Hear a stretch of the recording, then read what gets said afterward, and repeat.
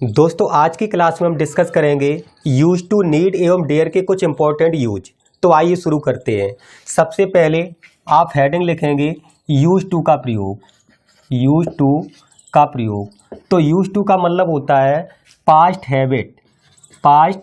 Habit या situation. Past habit या situation यानी पास्ट टेंस की आदत या अवस्था को एक्सप्रेस करने के लिए या अभिव्यक्त करने के लिए यूज्ड टू का प्रयोग किया जाता है। यानी पास्ट टेंस की आदत प्रकट करने या अवस्था को प्रकट करने के लिए यूज्ड टू का प्रयोग किया जाता है। यदि हम नीड की बात करें, नीड की बात करें तो to have, to be necessary, to have, to be necessary, या हम कह सकते हैं रिक्वायर यानी आवश्यकता होना या आवश्यकता पड़ना के अर्थ में नीड का प्रयोग किया जाता है। अब हम बात करेंगे डेयर का प्रयोग।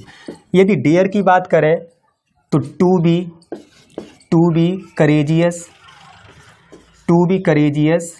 Enough, to be courageous enough to do something, to be courageous enough to do something यानी साहस करना या हिम्मत करना के अर्थ में डेयर का प्रयोग किया जाता है। तो आज की क्लास में हम डिस्कस कर रहे हैं यूज टू नीड एवं डेयर के प्रयोग। तो यूज टू का मतलब होता है पास्ट हैबिट या सिचुएशन को एक्सप्रेस करना, यानी भूतकाल की आदत या अवस्था को प्रकट करना।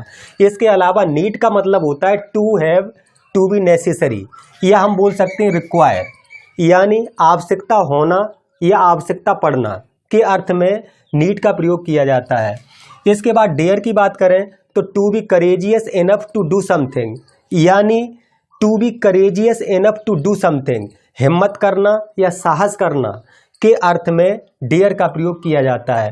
अब हम one by one use to need एवं डेयर के एग्जाम्पल देखेंगे। तो सबसे पहले हम बात करते हैं यूज टू के एग्जाम्पल। तो आइए स्टार्ट करते हैं यूज टू के एग्जाम्पल। तो फर्स्ट एग्जाम्पल देखिए आप, बहुत ही इंपॉर्टेंट क्लास आज की एग्जाम के पॉइंट्स ऑफ व्यू से, जो आपको अधिक से अधिक बार क्लास को देखना है, रिवीजन करना है। तो देखिए फर्स्ट सेंटेंस, जैसे सेंटेंस आ जाए I use to walk in the morning, तो इसका मतलब हो जाएगा मैं सुबह टहला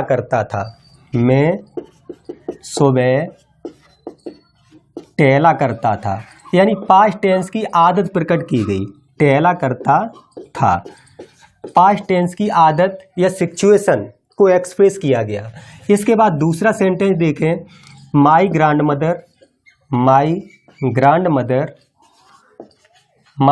mother used to tell me stories at night. इसका मतलब हो गया मेरी दादी जी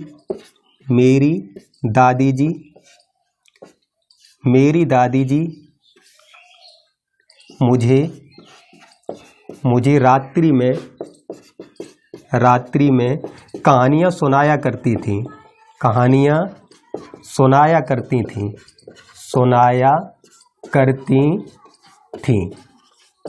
मेरी दादी जी रात में मुझे कहानियाँ सुनाया करती थी।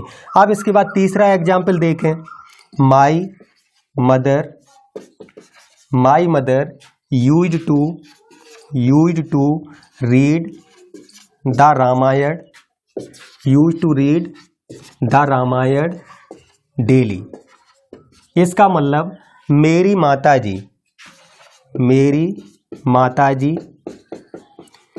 माताजी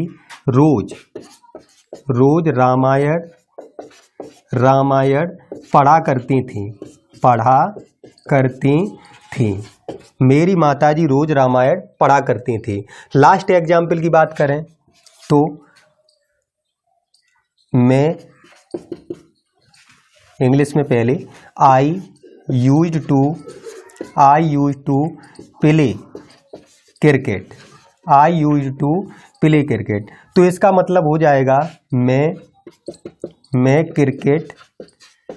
क्रिकेट खेला करता था, खेला करता था। अगर नेक्स्ट एग्जाम्पल की बात करें तो एक एग्जाम्पल और देख लेते हैं, जैसे दैट ओल्ड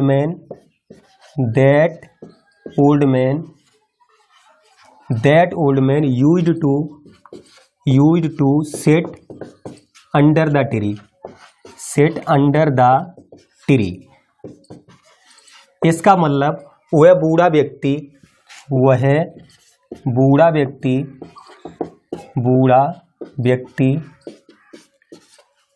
व्यक्ति पेड़ के नीचे बैठ जाया करता था।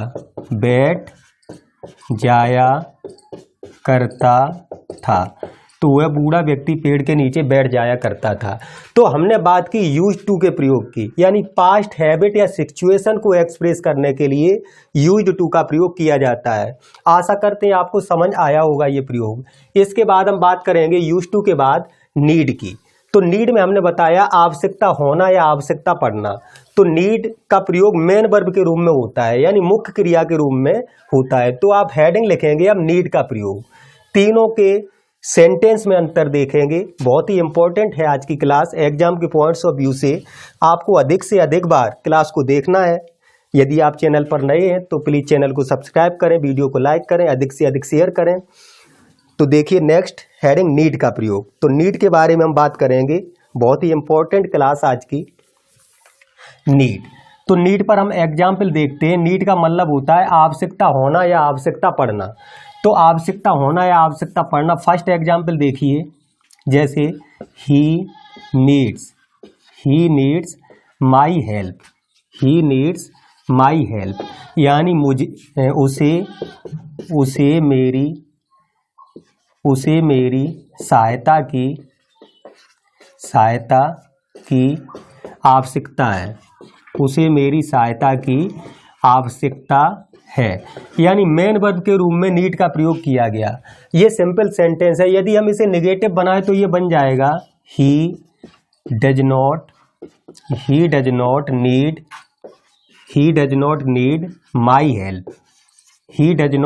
माई हेल्प, यानी उसे मेरी सहायता या मदद की आवश्यकता नहीं है। इसके बाद तीसरा एग्जाम्पल, यदि हम इंटेरोगेटिव की बात करें तो इसी का इंटेरोगेटिव सेंटेंस होगा does he need my help. तो इसका मतलब हो जाएगा क्या उसे मेरी सहायता या मदद की आवश्यकता है। तो ये सेंटेंस आपका इंटेरोगेटिव कंप्लीट हुआ। यानी नीड का प्रयोग मेन वर्ब के रूप में किया जाता है सिंपल, नेगेटिव और इंटेरोगेटिव सेंटेंस में। तो मेन वर्ब के रूप में नीड का प्रयोग आवश्यकता होना या आवश्यकता पड़ने के अर्थ में किया जाता है। इसके बाद अगर हम अभी ही एक वचन करता था, सिंगुलर नंबर सब्जेक्ट था, यदि हम प्लूरल नंबर सब्जेक्ट लगाएं तब देखते हैं कैसे एग्जाम्पल बनेगा। तो दूसरा एग्जाम्पल हम प्लूरल नंबर सब्जेक्ट का बनाते हैं, यानी बहुवचन कर्ता का बनाते हैं। देखिए तो दूसरा एग्जाम्पल। तो आज की क्लास बहुत ही यूजफुल है आप सभी के लिए। अधिक से अधिक क्लास को लाइक करें, चैनल को सब्सक्राइब करें एवं शेयर करें। तो देखिए दूसरा एग्जाम्पल। फर्स्ट है एग्जाम्पल, जैसे दूसरा you need to do your homework. तो इसका मतलब हो जाएगा तुम्हें अपना गृह कार्य करने की आवश्यकता है। तुम्हें अपना गृह कार्य करने की आवश्यकता है। अब यू बहुवचन है तो नीड में एस नहीं लगाया। इसके बाद दूसरा अगर एग्जाम्पल देखें, निगेटिव बनाए इसका, तो यू डू नॉट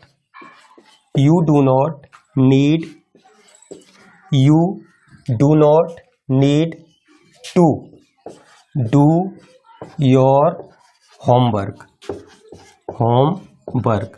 तो इसका मतलब हो जाएगा you do not need to do your homework. तुम्हें अपना गृह कार्य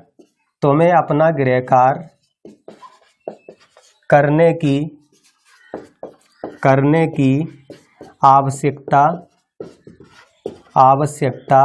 नहीं है। तुम्हें अपना गृह कार्य करने की आवश्यकता नहीं है। इसके बाद तीसरा एग्जाम्पल देखते हैं, do you need to do your homework. Do you need to do your homework. इसकी अगर हिंदी की बात करें तो क्या तुम्हें अपना गृह कार्य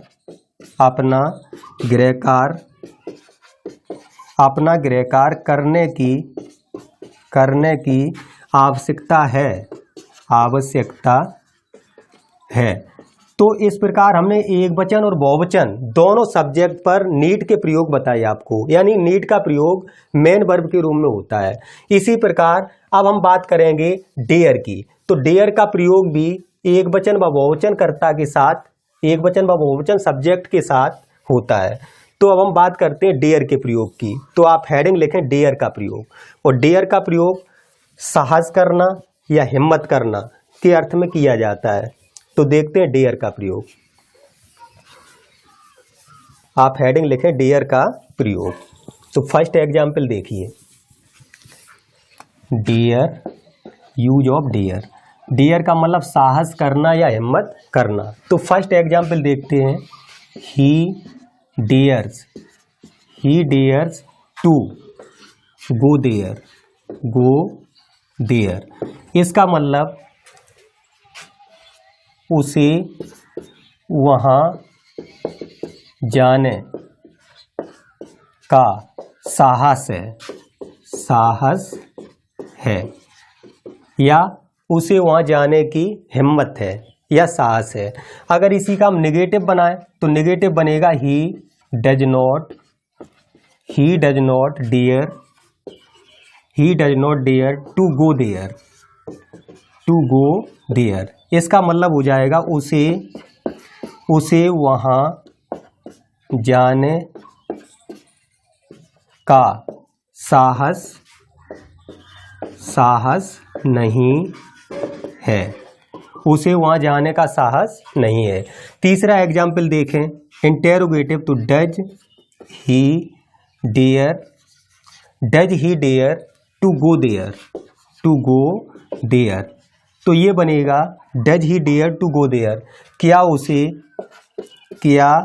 उसे वहाँ जाने का साहस है। तो ये एक वचन कर्ता के साथ हमने रूल देखा, एक वचन कर्ता के साथ रूल, क्या उसे वहाँ जाने का साहस है। अब इसके बाद हम बात करते हैं बहुवचन कर्ता के साथ, बहुवचन कर्ता पर बात करते हैं। तो अगर हम प्लूरल नंबर सब्जेक्ट लें तो ये एग्जाम्पल कैसे बनेगा, तो देखते हैं। बहुत ही इंपॉर्टेंट है डेयर का प्रयोग, जो आपका मॉडल ऑक्सिलरी वर्ब का उदाहरण है। जैसे you dare to come here. यानी कि हिंदी की बात करें तो तुम्हें यहाँ आने की हिम्मत है। तो साहस करना या हिम्मत करना के अर्थ में डेयर का प्रयोग किया जाता है। या हम बोल सकते हैं तुम यहाँ आने की हिम्मत करते हो, या आप बना दो तुम्हें यहाँ आने की हिम्मत है, बात वही है। इसके बाद अगर हम इसके प्लूरल नंबर की बात करें तो you do you do not dare to come here, यानी इसका मतलब हो जाएगा you do not dare to come here, यानी कि तुम्हें यहाँ आने की हिम्मत नहीं है, तुम्हें यहाँ आने की हिम्मत नहीं है, तुम्हें यहाँ आने की हिम्मत नहीं है, हिम्मत नहीं है या साहस नहीं है, या तो हिम्मत या साहस के अर्थ में प्रयोग होता है डियर का। अब इसके बाद तीसरा अगर एग्जाम्पल हम इंटेरोगेटिव की बात करें तो ये बनेगा do you dare to come here, do you dare to come here. तो इसे हम बनाएंगे क्या तुम्हें यहाँ आने की हिम्मत है, या हम इसे लिख सकते हैं क्या तुम यहाँ आने की हिम्मत करते हो, या क्या तुम यहाँ आने का साहस करते हो। तो इस प्रकार हमने आज की क्लास में बात की यूज टू, नीड एवं डेयर के प्रयोग की। यदि क्लास आपको पसंद आई है तो कृपया चैनल को लाइक करें, चैनल को सब्सक्राइब करें, अधिक से अधिक शेयर करें। आप सभी का बहुत बहुत धन्यवाद।